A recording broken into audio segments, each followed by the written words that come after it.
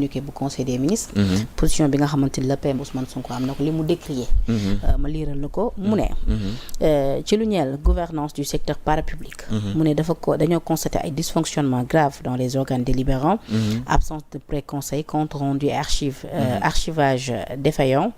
non respect des durées de mandat. inadéquation des profils de représentants. instruction au ministre de régulariser sans délai la composition des organes délibérants. choisir rigoureusement les représentants selon les normes du décret numéro 2025-670 du 29 avril 2025 bi ma ko waxee demb gis nga tey bi ñu xëyee opposition bi ñëpp am na ñu nga xamante ni ñu ngi ciy réagir ñenn ñi li ñu ko jàppee moo di ndax kon du seen lajj parce que ñi nga xamante ni ñoom la ñu teg ci yooyu la poste ñoom ñoo leen choisir. waaw xam nga ñun bi ñu ñëwee ci nguur gi dafa am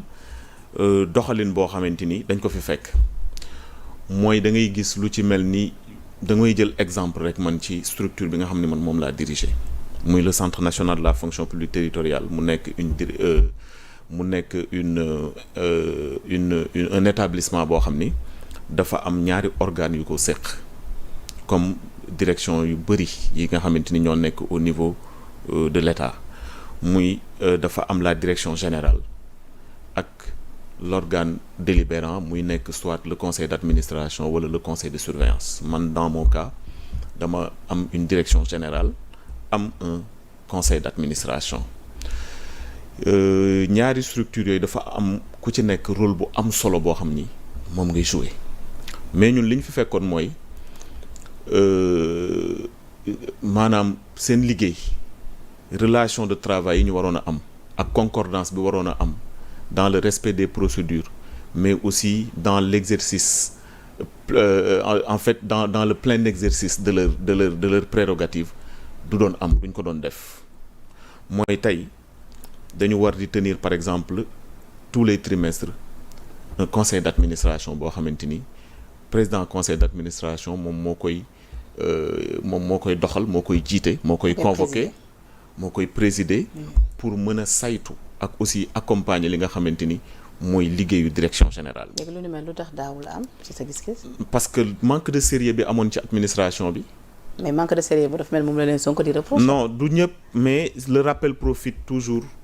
est toujours pédagogique parce que tey xëy na moom mi nga xamante ni moo jiite l'exécutif bu waxee ak en conseil des ministres en plus moom xam na lu tax muy wax ak am na aussi ñu muy waxal parce que peut-être il y a des services dans lesquels ça li ma wax sànq ni respecté wuñu ko mooy que ni dañu war dans chaque trimestre ñu tenir un conseil d'administration. Justement ndax lu ni mel mais moo aussi avant le conseil d'administration yéen bi ngeen ñëwee vous avez prôné la rupture donc on s'attend à ce que li ñu daan gis ci vieille méthode yi ñu daan gis. mu bañ a am ci seen nguur. waaw xam nga sax poste de direction yëpp sax changé guñu leen. am na poste yoo xamante ni par exemple su ma jëlee un exemple banal l'IPRES par exemple ba léegi le directeur général qui est là-bas et le président du conseil d'administration sont de l'ancien régime donc bëri na ay direction yoo xamante tey jii nii changement yi fa war a am amagu fa mais man su may jël damay bëgg toujours di jël exemple ci man c'est pour vous expliquer aussi li nga xamante ni moom la le premier ministre di fustiger ak li mu nga xamante ni moom la wax dem premier conseil des ministres mooy que dafa am orientation stratégique yoo xamante ni gouvernement bi da ko am dénk ko ay direction yooyu buñ ci waree jël ay décision wala ñu war am ay orientation yu ñu jël wala ay délibération yu war a def dafa am yoon boo xamante ni fa la war a jaar mooy dañu war a tenir un pré-conseil bu nga xamante ni dañ conseil d'administration bi ak direction générale bi dañ koy tenir ak le ministre avant de tenir un conseil d'administration boo xamante ni direction générale bi ak conseil d'administration bi ñoo koy tenir avec les administrateurs yi nga xamante ni ñoo composer le conseil d'administration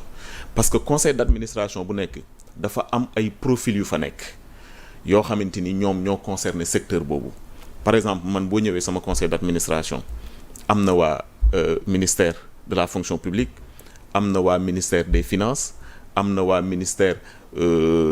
des collectivités territoriales yu nga xamante ni man fa la tutelle technique bi fa laa nekk am na aussi waa ministère de l'emploi et du travail et cetera nga xamante ni dafa am ay profil yoo xamante ni ñoom la ñu wax ni ñoo war a siéger ci conseil d'administration boobu noonu pour mën a am un œil ak aussi mën a contrôler l'action même de la direction générale. D'accord, mais léegi nag yooyu noonu bu fekkente ni respecté wuñ ko parfois bu fekkente ni je donne juste des exemples le PCA wala le ki yor conseil de surveillance bi sollicité na fixé na une date que ni par exemple le 15 juillet war nañu tenir conseil d'administration mu ni le 10 juillet war nañu def le pré-conseil et que par exemple mu bind ministre bi et que ministre bi réagirul derrière pour mën a organiser la séance de travail concernant le pré-conseil xam nga loolu dafay nekk un manquement aux obligations yi nga xamante ni dernière loi d'orientation bi ñu am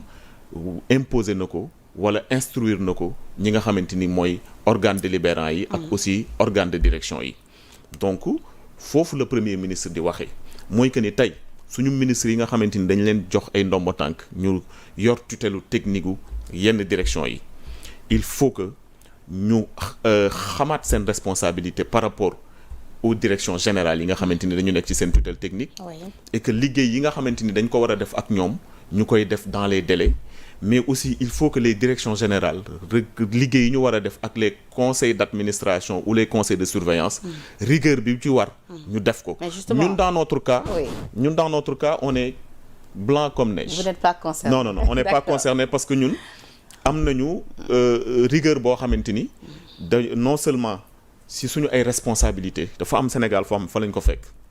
te mën naa ni 80% des nommés yi nga xamante ni ay directeurs généraux lañu wala ay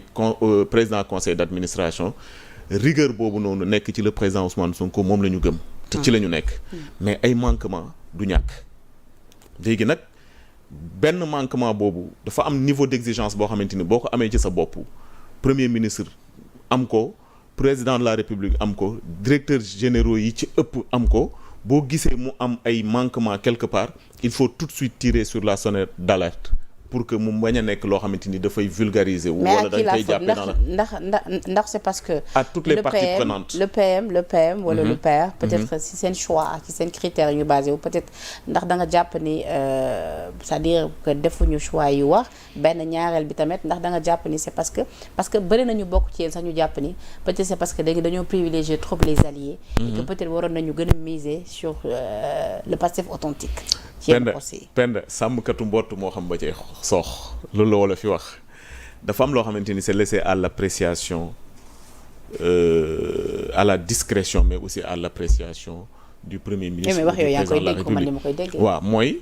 man xawma premier ministre lan moo xew ba mu wax li mu wax démb parce que man li xew sama kër rek laa xam mooy man. xam naa ni man. am na ñu bokk Pastef yu wax ni bu jëloon ci cadre Pastef yi et non les. ñoom loolu ñoom la engagé mais man xaw ma ci dara man tey jii mënuma la wax en tout cas daal li ma la mën a wax rek mooy il faut que ñi nga xamante ni tey moom la ñu jox ay ndombo tànk parce que bu ñu fàttalikoo le président de la République ci premier conseil des ministres yi mu tenir mi ngi préciser le fait que gouvernement du Sénégal en tout cas l'exécutif du mos a am une solidarité par rapport aux défaillants mooy ñi nga xamante ni ci seen wàllu liggéey ci lu ñu tey dañu am ay défaillances yoo xamante ni seen responsabilité la engagée ci li ñuy solidaire mooy ci li nga xamante ni dëgg la ak li nga xamante ni moom la ñu àndee ak moom la ñu dig Sénégalais yi. D'accord. Quand on promet la rupture aux Sénégalais une fois aux affaires il faut que nga am rigueur bi nga xamante ni moom la rupture boobu noonu laaj et cette rigueur passe par le respect des lois et règlements mais aussi le respect des textes qui régissent nos fonctions et nos missions tey bu fekkente ni yow da nga bëgg def sa liggéey correctement war a rendre compte sa tutelle technique wala sa tutelle financière war a rendre compte l'exécutif tout simplement il faut que rigueur bi nga xamante ni moom la liggéey bi laaj nga def ko moom mooy loolu mi ngi jaar ci le respect des pré-conseils pour les orientations stratégiques mi ngi jëm aussi ci li jëm ci respect wu tenue des conseils d'administration